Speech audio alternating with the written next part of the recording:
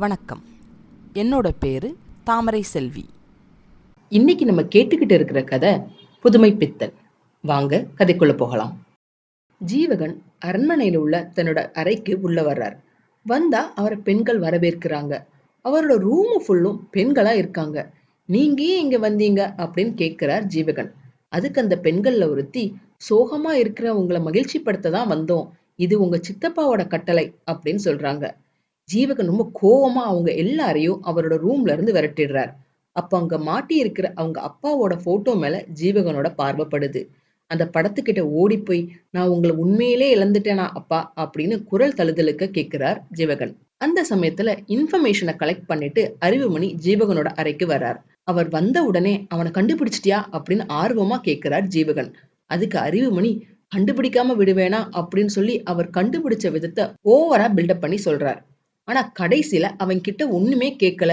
கேட்கறதுக்கு முன்னாடி அவன் வைத்தியர் வீட்டுக்குள்ள நுழைஞ்சிட்டான் அப்படின்னு சொல்றார் அறிவுமணி. உடனே வைத்தியர் வீட்டுக்கா? எந்த வைத்தியர் வீடு அப்படின்னு கேட்கிறார் ஜீவகன். நம்ம அரச வைத்தியர் துன்மிகி வீட்டுக்குள்ளதான் அப்படின்னு சொல்றார் அறிவுமணி. சரி வா, நம்ம இப்பவே அங்க போய் அந்த வாலிபனை பார்க்கணும் அப்படின்னு சொல்றார்.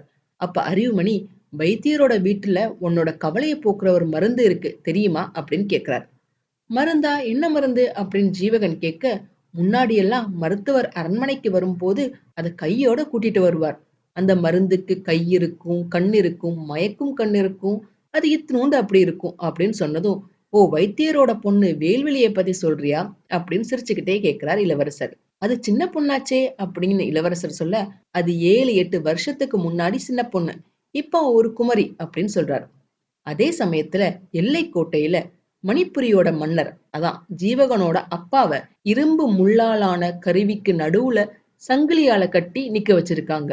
அப்போ ஒரு வீரன், அவனோட பேர் வீரையா, ஒரு சாசனத்தை படிக்கிறான். அதுல என்ன எழுதி இருந்ததுன்னா, அரச ஜோசியர் எனக்கு எந்த நேரத்திலையும் மரணம் வரலாம் அப்படின்னு சொல்லி இருக்கிறதாலையும், வெளிநாடு சென்று இருக்கும் ஜீவகனுக்கும் ஜாதகம் சரியில்லாத காரணத்தினால் உயிருக்கு ஆபத்தான விஷயங்கள் நடக்கலாம். ஜோதிடர் மொழிப்படி எனக்கோ அல்லது என்னோட மகனுக்கோ ஏதாவது நேர்ந்துடுச்சுன்னா, இந்த அரசாங்கத்தை என்னோட தம்பியான பிரதாபசிம்மனுக்கும் அவனோட சந்ததிகளுக்கும் மனதார எழுதி வைக்கிறேன் அப்படின்னு அந்த சாசனத்துல எழுதியிருக்கு. அந்த சாசனத்தை வாங்கின தளபதி மன்னர்கிட்ட, இங்கதான் நீங்க கையெழுத்து போடணும் அப்படின்னு சொல்லி நீட்டுறார். அதுக்கு மன்னர், அது நடக்காது, நான் நடப்பிணமா ஆனாலும் இதுல நான் கையெழுத்து போட மாட்டேன் அப்படின்னு பிடிவாதமா மறுக்கிறார். அதுக்கு தளபதி, நீ இப்போ மாஜி மன்னர், இதுல மட்டும் கையெழுத்து போடலைன்னா வெறிநாய மாதிரி அடிச்சு கொல்லப்படுவீங்க அப்படின்னு மிரட்டுறார். அதுக்கு மன்னர், அப்படியாவது செய்யுங்க, நாசகாரர்களோட கையில நாட்டை கொடுக்கறத விட நான் சாகுறதே மேல் அப்படின்னு சொல்றார். அப்ப தளபதி, அப்படின்னா இந்த தடவையும் நீ கையெழுத்து போட மாட்ட அப்படித்தானே அப்படின்னு கேக்குறார். அதுக்கு மன்னர் தீவிரமா, ஆமா ஆமா நான் போடவே மாட்டேன் அப்படின்னு சொல்றார். உடனே ஒரு வீரனை கூப்பிட்டு, சித்திரவதைய ஸ்டார்ட் பண்ணுங்க, அதுக்கும் அவன் கையெழுத்து போட மறுத்தா சொல்லி அனுப்புங்க, நாங்க வரோம் அப்படின்னு உத்தரவு போட்டுட்டு கிளம்புறார் தளபதி. மன்னருக்கு 2 சைட்லயும் இருக்கிற முள்கருவிய ஆன் செய்யறாங்க. அந்த கருவி நெருங்கி நெருங்கி மன்னரை நசுக்க ஆரம்பிக்குது. அதுக்குள்ள மாட்டிக்கிட்டு இருக்கிற மன்னர் ஜீவகா ஜீவகான்னு கத்துறார். அவர் கத்துறத பார்த்து தளபதியும் வீரையாவும் வெறி சிரிப்பு சிரிச்சிட்டு அந்த இடத்த விட்டு போறாங்க. அங்க இருந்து கிளம்பின தளபதியும் வீரையாவும் பிரதாபசிம்மனை சந்திக்கிறாங்க. என்ன, அரசர் கையெழுத்து போட்டுட்டாரா அப்படின்னு கேட்கிறார் பிரதாபசிம்மர். இல்ல, நாங்க எவ்வளவோ மிரட்டி பார்த்தோம், சித்திரவதை பண்ணோம், ஆனா கையெழுத்து போட மறுக்கிறார் அப்படின்னு சொல்றார் தளபதி. அதுக்கு பிரதாபசிம்மர், இந்த ஜீவகன் பிளான் பண்ணதுக்கு முன்னாடியே வந்துட்டான், என்னோட கனவை எல்லாம் காணாம ஆக்கிருவான் போல அப்படின்னு ரொம்ப பதட்டத்தோட சொல்லி தளபதி கிட்டையும் துன்மிகி கிட்டையும் வீரையன் கிட்டையும், நான் மன்னர் ஆகிறதுக்கு என்ன வழி சொல்லுங்க அப்படின்னு கேட்கிறார். அதுக்கு தளபதி, நம்ம மன்னரையும் ஜீவகனையும் கொன்னுடுவோம், அதுக்கப்புறம் நீங்க தான் மன்னர் அப்படின்னு ஐடியா சொல்றான்.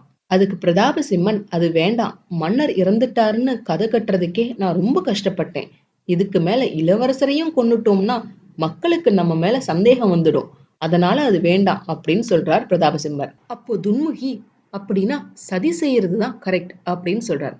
என்ன சதி அப்படின்னு கேட்கிறார் பிரதாபசிம்மர். அதுக்கு துன்முகி, எப்படியாவது மன்னர்கிட்ட இருந்து சாசனத்துல கையெழுத்து வாங்கிடுறது நல்லது, இந்த சாசனம் நமக்கு ஒரு பலம், அது வரைக்கும் இளவரசனை சமாளிக்க ஒரு வழி இருக்கு அப்படின்னு சொல்றார். என்ன வழி அப்படின்னு பிரதாபசிம்மர் கேட்க, அதுக்கு பதில் சொல்ல போகும் போது அந்த அறைக்குள்ள ஒரு அடிமை பெண், அவ பேர் அபராஜிதா, ஜூஸோட உள்ள வர்றத பார்த்ததும் பேசுறத துன்முகி ஸ்டாப் பண்ணிடுறார். அங்க வந்த அபராஜிதா ஒரு கப்ல ஜூஸ ஊத்தி பிரதாபசிம்மனுக்கு கொடுக்கறா. அத வாங்கினதுக்கு அப்புறமா சரி நீ போகலாம் அப்படின்னு சொல்லி அவளை வெளியே அனுப்பிடுறார் பிரதாபசிம்மர். ஆனா வெளியே போன அபராஜிதா மறைஞ்சிருந்து உள்ள நடக்கிறது எல்லாத்தையும் கேட்கிறா. துன்மிகி தன்னோட சதி திட்டத்தை சொல்றார். இளவரசனை கொல்றதுக்கு பதில் அவரை பைத்தியமாக்கிடணும், அதுக்கு வேண்டிய மருந்த நான் தரேன் அப்படின்னு சொல்றார் அரச மருத்துவர். இந்த ஐடியா எல்லாருக்கும் பிடிச்சிருது. இளவரசருக்கு பைத்தியம் பிடிச்சு ஆடட்டும், மன்னர் சிறையில இருந்து வாடட்டும், அந்த சமயத்துல அரசாங்கம் என்னோட கையில அப்படின்னு சொல்றார் பிரதாபசிம்மர். ஆனாலும் நமக்கு அரசரோட கையெழுத்து உள்ள அந்த சாசனம் வேணுமே அப்படின்னு பிரதாபசிம்மர் சொல்ல, அதுக்கு தளபதி அந்த கையெழுத்தை வாங்குறதுக்கு நான் பொறுப்பு அப்படின்னு சொல்றார். அதை கேட்டதும் சந்தோஷத்தோட துன்மிகியை பார்த்து, உன்னோட ஐடியா சூப்பர் ஐடியா, நான் மன்னர் ஆனதும் நீதான் மந்திரி அப்படின்னு சொல்றார். மருத்துவர் அவரோட வீட்டுக்கு போய் அந்த மருந்தை தயாரிக்க ஆரம்பிக்கிறார். அந்த மருந்தை ஒரு நாய்க்கு கொடுத்து டெஸ்டும் பண்றார். அவர் எதிர்பார்த்த மாதிரியே அவரோட மருந்து வேலை செய்யுது. அந்த நாய்க்கு பைத்தியம் பிடிச்சு வெறித்தனமா குலைக்க ஆரம்பிக்குது. இந்த மருந்தால இளவரசன் பைத்தியம் ஆயிடுவாரா? அப்படின்னா அவரையும் மன்னரையும் யார் காப்பாத்துவாங்க? இது எல்லாத்தையும் அடுத்த வர வீடியோல பார்க்கலாம். இந்த பதிவு உங்களுக்கு பிடிச்சிருந்ததுன்னா லைக் பண்ணுங்க, ஷேர் பண்ணுங்க, சப்ஸ்கிரைப் பண்ணுங்க.